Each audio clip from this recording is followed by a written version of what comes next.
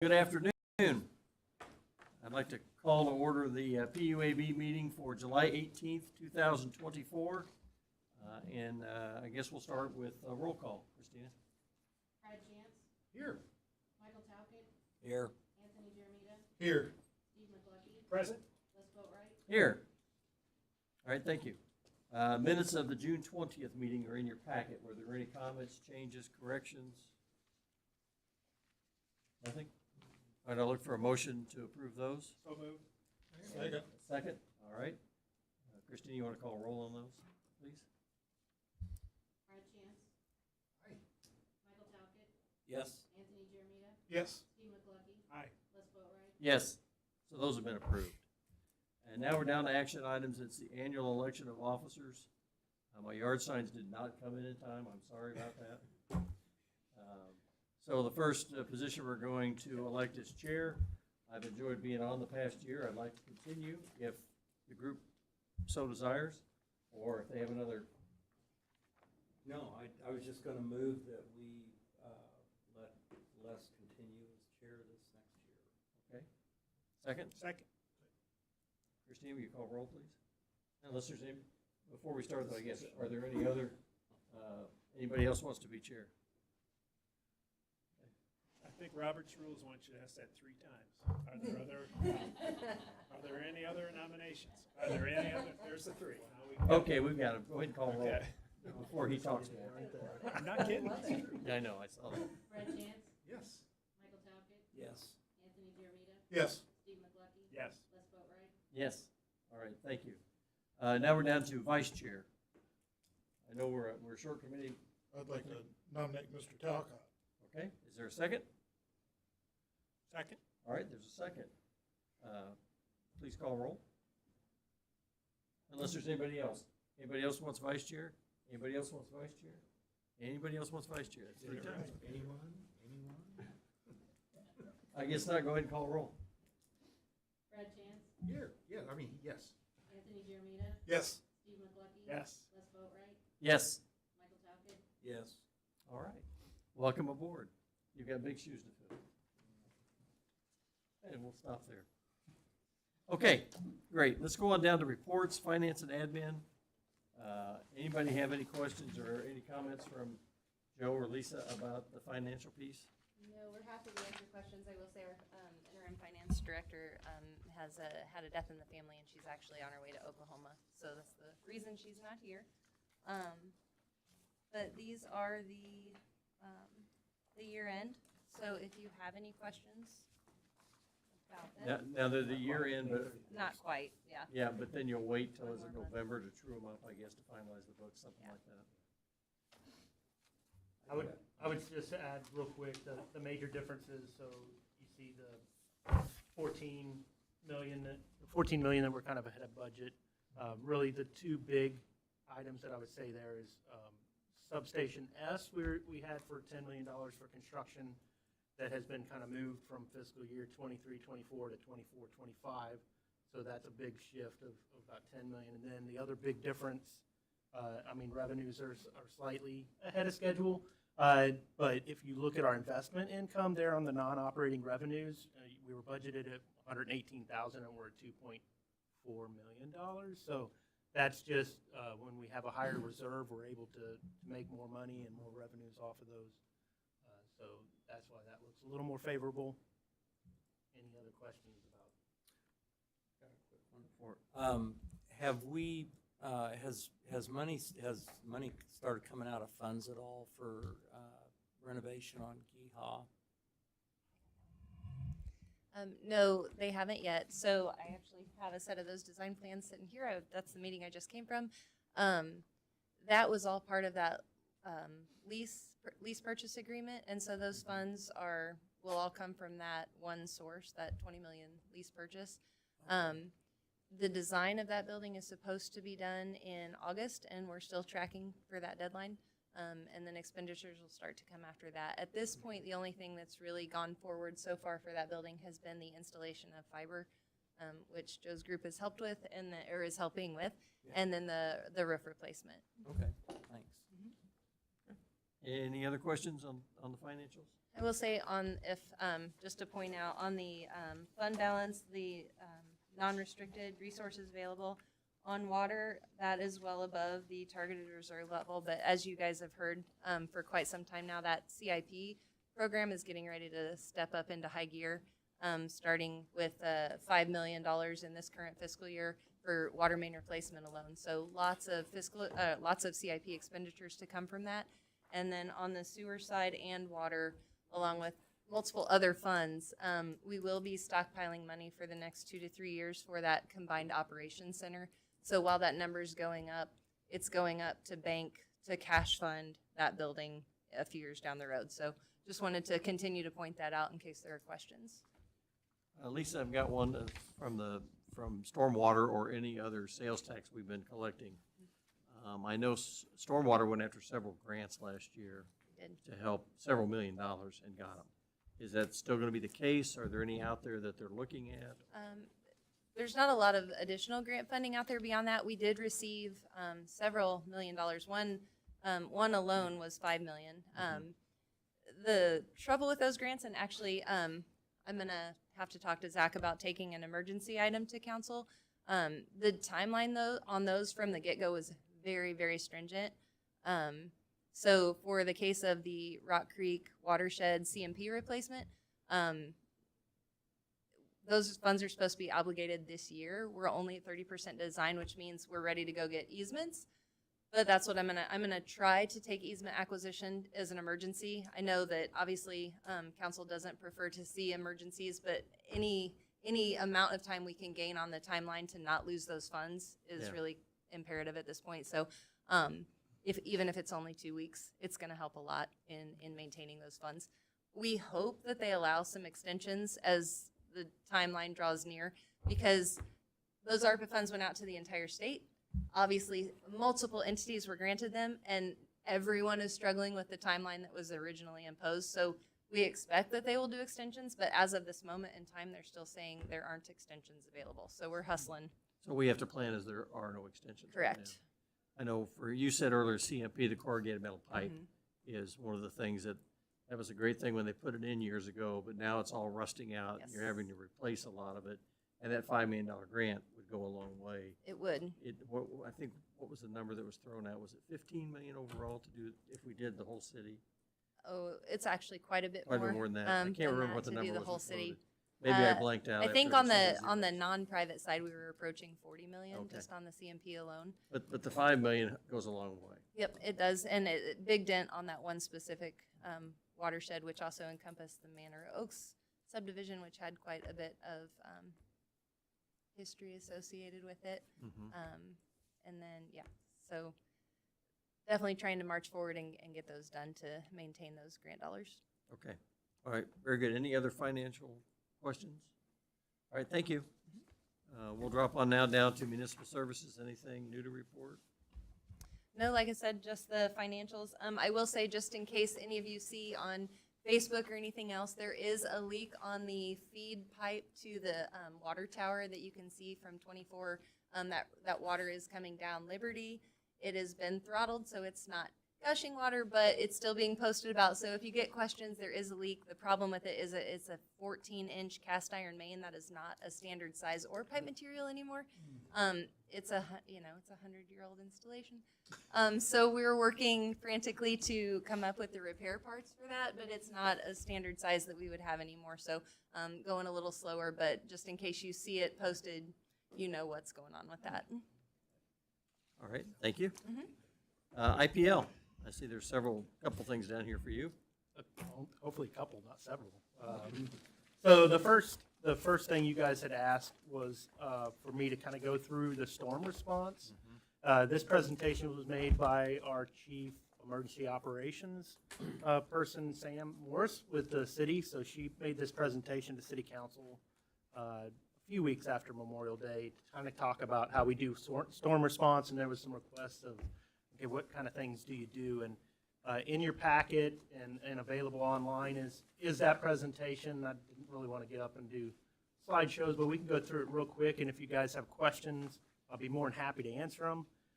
So the Memorial Day storm was a pretty bad windstorm, and I will say, I'll talk about this and then I'll kind of talk about our spring/summer in general, because it's been a little more challenging than it has been in the past. So Memorial Day, if you go to the second slide there, it talks about things that we do leading up to a storm. We don't just wait and then all of a sudden decide, oh man, we got a bunch of power outages, let's do something now, right? We track storms coming in. We have people that are constantly looking at it. They actually activated the EOC at 5:30 p.m. and you can read on down here, the storm didn't hit till 11. So hours before that storm got here, we saw things coming across BPU, Evergy, other, central locations around us, and was tracking that storm and the damage kind of coming. We knew that we had a challenge coming towards us, and we actually started communicating with MPUA, who is our mutual aid assistance, even before that storm hit.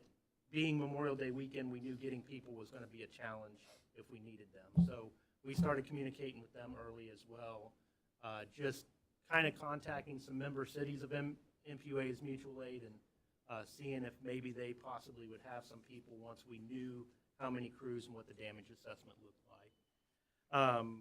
So moving on to the next one, Storm Fax. It hit at 11 o'clock. It lasted, quite a long time, 45 minutes, 50 to 60 mile an hour wind gusts throughout the city. Evergy peaked over, 130,000 people out, and we hit about 7,000. So that's a little over 10%. We're, 59,000 roughly customers, so 7,000, just over that 10%. Next couple of slides really show the storm damage. And these are just some random pictures to show you. A pole can snap in the middle, it can snap at the bottom, it can snap in multiple places. Some of them, they're just leaned over into trees, which makes it even more complicated because now you've got wires and trees and trying to restore that. The great news is, going to the next slide where you see city employees at the top. So out of the 34 linemen, we actually, maybe that's mentioned on down here somewhere else, all but one employee came back. And we had people come back from out of town, family events, Lake of the Ozarks, and all but one was actually able to make it back. So 34 linemen worked 16-hour shifts with 8 hours off throughout the whole weekend trying to restore power. And then we had support staff, meaning our warehouse storemen to get the materials and keep that flowing. We had fleet mechanics, make sure the vehicles were running, working around the clock too to help support all that, along with administrative staff to help keep the work tickets flowing and make sure that we were tracking the work and projects and closing things out as it was being done. How does IPL prioritize outages? So the first thing we do is we look, okay, if there's one thing that I can go work on that's going to fix 500 people versus this one's just in somebody's backyard and going to fix one, right? We're going to hit all of those major pieces and take care of as many customers as we can first. Then we start going to okay, that might have been a substation that fed a whole distribution feeder. I'm going to try to fix that first. Then I'm going to go to the neighborhoods, right? And I'm going to fix this feed is going to get this whole neighborhood back on. Then after we're done with that, then we start hitting what we call the onesie twosies. Hey, here's a backyard house. And at that point in time, we do have the critical care program where people who need, electricity for different types of equipment, we can start looking at them and putting them a little bit in front of the outage list, if that makes sense.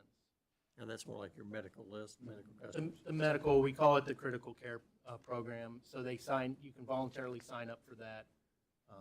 Is that list gone through periodically just to kind of clean it up? Or?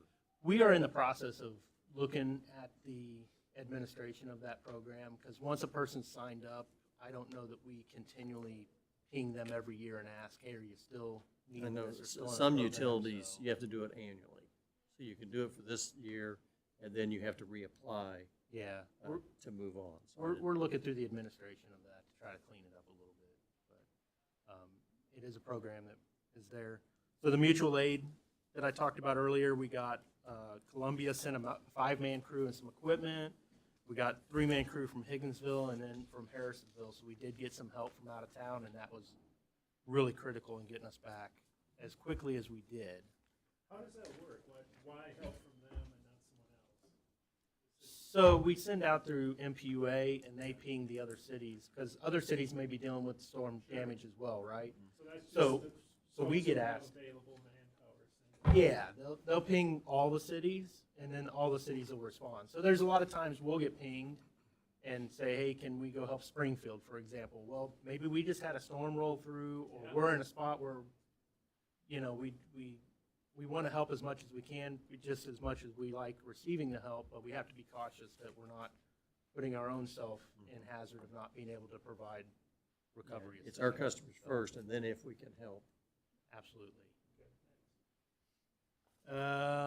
Country Meadows was the longest outage seen during this time frame. I think it was a couple of days, which people are not used to in Independence, I would say.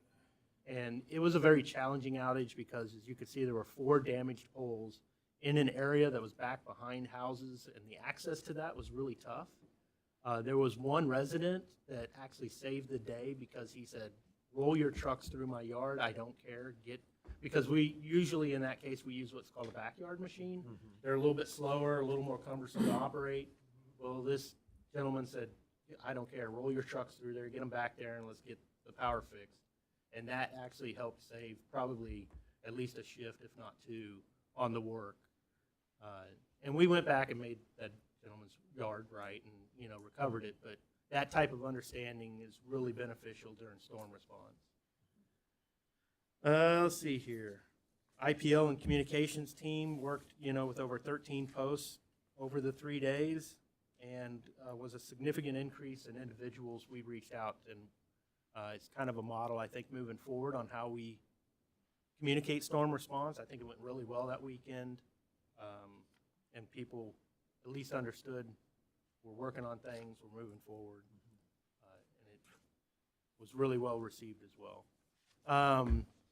Current status, this was at the time this report was done, we had, you know, drop-off depots for a lot of tree limbs because there was a lot of damage to the city. And then we had temporary repairs. So one thing we hear a lot is a storm will come through, somebody's power will go off, we'll come out. First we'll hear comments of, man, somebody came out and they looked around and then they left and they didn't even fix the problem, right? So we have what's called bird dogs. And these people come out and they're individuals. They're not meant to solve the problems. They're meant to assess the work and then assign a team. Does this require a 3-man crew? Does it require 2 crews? Do we need a coordinated effort? What kind of materials do we need? So they really go assess the work. So if you see somebody come right after a storm and it's one guy in a truck, he's probably not there to fix your power outage. He's there to assess the work so we can get the right people there to fix that, right? So then the crew will come back and they'll fix it. Well, sometimes we have to do a temporary fix. So we'll get it just so we can get it back on, and we'll say, we'll branch up a pole or something and get it in a safe condition and get your power back on. But we may have to come back later to do a permanent fix. So 3 or 4 days later, your power might be off, or you'll get notified your power's going to go off temporarily again. And people, well, heck, you already fixed it. Why is it going off again? Well, we temporarily got your power back on so we can come back around and strategically do a permanent fix. So those are kind of some of the misunderstandings that we hear from public sometimes is, yeah, somebody came out, they looked around, they didn't do a thing, and they left. Well, he's not meant to fix it. He's meant to assess and get us the right people there to do it. There was a lot of street lights that were down, and we actually have a crew that's been working the past 2 weeks to repair street lights and concentrate on that. Technology initiatives, that last page. So we're instituting a new monitoring program. This is for tree trimming. So it uses satellite imagery so that we can better utilize our tree trimming crews. And it actually looks, just because you trimmed a section 3 years ago and you trimmed another section the same time, different trees have different growth rates, and one might be in trouble quicker than the other, right? If it's a hardwood, it may grow a lot slower than some of these other trees. So it's taking satellite imagery and helping us focus our attention on the tree trimming crews and really make better utilization of that. Another thing is IPL is working with tech services to enable texting features to automatically send out blast alerts to customers. If we know, like I said earlier, we made a temporary repair. Now, Monday, you're going to be out for a couple hours while we make the permanent repair. I'd like to be able to push that out via text messages to individuals. And then AMI, and I'll just leave that there. If there's any questions with AMI, there's a lot of positives with AMI, and probably be hearing about that sooner rather than later at some point here.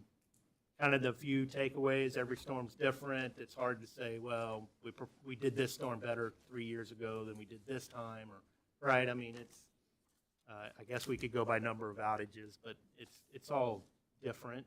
So all I can say is IPL maintains that diamond reliability, which puts us in the top 10% of the nation for our reliability status.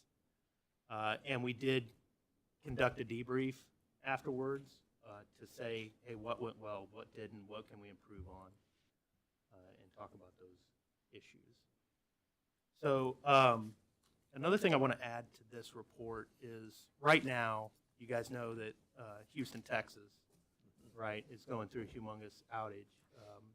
And they're having a lot of complications, and they have a lot of mutual aid down there from other states, other cities. They're seeing humongous complications, and they're having to stop work often due to their employees being placed in dangerous situations. They're being shot at, they're being threatened, and all kinds of things. And I guess it just brings me to this storm. I understand it's very frustrating when you're out of power. I get it. And people, lose refrigerators full of food, and I sympathize with that. But our employees are doing the best that they can at that point in time. And all things like threats and those things do is delay, actually, the amount of time when you'll be able to get back on. Because those people are having to evacuate the scene and go to a safe area. So you're stopping work for, you could lose a half a day, a full day, a shift, to make sure that. Nobody's doing anything. Right. I Right. don't understand that. So I guess I just, when we run into these situations, I would ask customers, be patient. By all means, call and ask. We do have the emergency lines to call and report outages, and you can definitely request information, if we have any idea of if a crew's been assigned or not. But please be patient and let our crews work, and we'll get you back on as quick as we can. Did we send anybody down to Houston? We did not. That's quite a jaunt to get down there. I just didn't know if we did or not. Yep. So I didn't know if you had any other questions on storm response or any other questions. You and I have already talked, the questions I had about transformers, and are we? Yeah, we stocked? we keep an emergency spare set of poles, lines, transformers, and all the materials, especially now that you guys, I've talked many times about the supply chain issues. So we really keep a critical spare set of items around. And some of those are even, the hospital has a certain size transformer that is nowhere else in the city, and we have a spare of that, right? Because last thing we want is to lose a hospital and not be able to go fix them and put them back on. So we keep critical spares of the equipment we know we need around. I know at the time the Royals went to the World Series the last time, we were looking at where do we get a backup transformer for them if it goes out there, a dry type transformer. The only spare we could find was across the parking lot at Arrowhead. We tried to work a deal out that if we needed it, could we take it? They practically shot at us. So, They weren't as welcoming. right, so then the night raids were being planned out, so, just in case. Yeah. But and those critical spares can really save your bacon in those kind of times, or it can really cause your headaches, especially when you try to get a transformer. And well, it's going to be a 2-year lead time on that item. I don't have 2 years. What do I do? So through MPUA is can you get material through them, or are our transformers unique enough that there's nobody really that uses them? So we have a unique distribution voltage. 6.9 is not, 69 kV is not abnormal, but our what goes through the backyards is Mhm. 13.8. That's And high. I believe like Evergy is 12.4, Yep. and there's a lot of different voltages. 13.8 is higher. Back in the day when that decision was made, it's more reliable because if a tree touches 13.8, it's more apt to burn off and free up than the lower voltages, and that's why Independence chose to go that route. So I will say that some equipment, it is harder to get for the 13.8 than like 12.4 or 13, there's some other 13.2 and different voltages. But your original question of can MPUA get us equipment? So we get requests all the time through MPUA of member cities that are, hey, I'm on the lookout for this. Does anybody have it? Gotcha. So we can request and ping other municipal cities throughout Missouri to ask if they have a certain piece of equipment, if we're in dire straits and need it. And that's one thing that utilities have never been very good at is common equipment. Everybody's voltages are a little bit different. I know Evergy's different than here, so transformers wouldn't work. And But I will say, you know, we're in the top 3 largest municipals in the state, and it's usually more than likely we're going to have something for somebody else than a little 5,000 or 10,000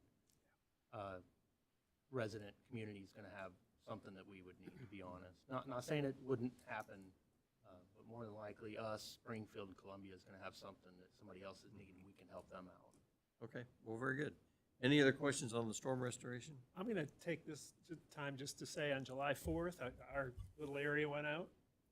And before I called, I thought I'm gonna go see if anyone's here. And there's a guy with a 53 hat, and he already had the doors open.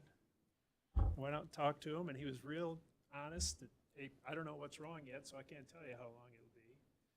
About an hour later, it was done. He was awesome, professional, friendly. Just wanted to give him a shout Great. out. I appreciate that. Yeah. Yeah, and I was going to touch on this spring/early summer has been a little more challenging than the past due to all the windstorms that have come through, right? And that's why this AI program with the satellite imagery and helping us focus on tree trimming is really important. We've already replaced over 50 broken poles from storm damage, which is pretty high. So I know there's been some residents that have been pretty frustrated because they've been out multiple times, and I wish I could pick where the windstorms went, but they have seemed to target a few areas in Independence, unfortunately. And I'm not trying to make light. I understand it's frustrating, but you know, we're doing everything we can to keep. And again, our reliability is high, and I think that's, I guess, good. It's good and good, but only bad because we've set a precedence that's really hard to maintain sometimes. And when you have multiple storms that come through, there's kind of man, I've been off 3 times. Well, look at your neighbor. They've, you know, in another utility, they've been off 4 or 5, you know, so. Well, a lot of people too don't want their trees trimmed until there's a big storm, and then they want to know why our trees were never trimmed. Well, the 3 times we tried, you ran us off, so it's a balancing act. It is. A lot of times with the residents. Okay, anything else? All right, thank you. How about an update on the DKMT reports? So those studies are starting to wrap up, probably getting closer to a point where we can discuss them internally with leadership and council. I'm in discussions with Lisa and Zach on kind of strategy on who and how we present those. But they're getting really close. They're done with the information gathering, and they've sent me a few things of just, hey, can you verify? Here's the numbers we got. Does that make sense? And so we're really at the verification, and they're finishing the wrap up of writing those reports. So we're getting real close. Okay. Which I think we said July timeframe was about when they would be finished up. That was kind of So the target, yeah. I think they're real near. Okay, anything else from IPL? I've got a question. I don't know if you can say anything about the RFP. I'm just curious. Yes, I can. I can Okay. say that the RFP, we received 1 bid, and we consider it non-responsive for 2 reasons. 1, it was not going to meet the time frame that was requested on the RFP, and for 2, it wasn't going to meet the capacity requirement that we actually asked for. We asked for anything greater than 20. This was maybe going to be 10 or less. So we consider it non-responsive. So that's where we are with the RFP. We put out another one, or what's next? We are at the drawing board right now between city leadership, IPL, and North Point discussing options of how we can still attract some of these different customers. Okay, great. So it's not a dead deal, but we're just kind of back to the drawing board a little bit, but I think we have some positive options that we're weighing right now. Okay, thank you. Okay. Anything else from IPL? Oh, I think I've spoken enough. Oh, you haven't gotten started. Keep going. Okay, and Assistant City Manager, none? No formal reports, but happy to answer any questions that you have. Okay. I'd like to welcome our council liaison, Jared Fears. Anything you'd like to impart with the group? Well, first of all, thank you for what you all do. Appreciate it very much. And, you know, while I've not really attended one of your meetings before, I can assure you I watched them. And so I thought, now that I am the liaison from the council to this group, I ought to make myself known and be present. Not going to tell you I'll be here every meeting. As you might guess, we have lots of calls for our time, but I'll try to be here as much as I can. All right, well, we appreciate you being here. And so the other piece is if there's things that you want to talk about, you have concerns as a individually or as a group, I'm all ears. That's you know, I always think that one of our primary jobs is to listen, and so I'm happy to do that. If you need to know how to get a hold of me, look on the city website, or I can give you my contact information. Appreciate that. And if there's any questions you have of any of us, feel free to reach out. We're learning as we're going I to. don't at the moment, but you know that doesn't mean I won't in the future. So. Okay. All right, well, thank you for being here. Appreciate it. All right, now we're down to board member comments. Start down here. Anthony, nothing? Nothing. Michael? Okay. Brad? Comments, questions, concerns, recipes you want to share, anything like that? All the recipes would take too long. Okay, that'll be another meeting. I've Mr. already McCluskey? done mine. Okay, I have 2 or 3 things here I just want to mention. One is I've pulled the group. We're going to be putting together a list of presentations or things we'd like more information on from you all so that we can have a list, and maybe at each meeting we'll have one piece of it rather than just hitting you the week before of, hey, we'd like to know about. At least you'll have the list and you can kind of see what to go through. So, That'd be great. That would be awesome. you know, Brad, Steve, if you have anything, share. I know you guys sent me some information, so I'll compile that list and get it to you. City charter, that vote's going to be coming up in August on the 5 initiatives. One involves the utilities. There is an open house Monday at 4 at City Hall where they're going to be there to answer questions or educate folks on what's on the ballot for the charter. I'd encourage anybody that wants to know more about it to be there. There is some a group going out negative about the charter. If they clearly read the charter and understood the charter and looked at the changes, these aren't giving control away of anything. It's actually strengthening what we're doing and giving the citizens a stronger say in some things. So, and that's what we're here for. So please go to that. And the only thing I was going to say was our next meeting is August 15th. So anything else or anybody? Christina, you have anything for us? Okay. I like her. She's going to keep us around for a while longer, I hope. Okay. Anything else, folks? Then I'm looking for a motion to adjourn. So moved. And I'll take one as a motion and one as a second. That'll work. So we are done. Thanks.